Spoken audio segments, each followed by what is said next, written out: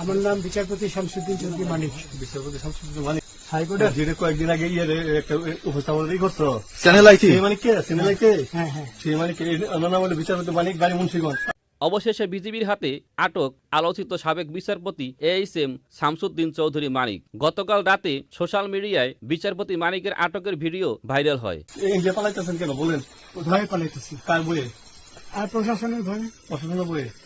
ওই একটা মেয়ে বলছিলেন যে ইয়ের বাচ্চা দীপ্তি চৌধুরী, ওটা আমি খবর চাইছি। যেখানে প্রথম দেখায় চেনারই উপায় ছিল না এই সেই মানিক। ভারতে পালিয়ে যাওয়ার চেষ্টাকালে তাকে আটক করা হয়েছে। সাথে ছিল ব্রিটিশ পাসপোর্ট, হ্যাঁ, বাংলা পাসপোর্ট, বাংলা পাসপোর্ট, টাকা টাকা, আর কয়টা কি ই কার্ড, ডেবিট কার্ড আর ই কার্ড কি বলে।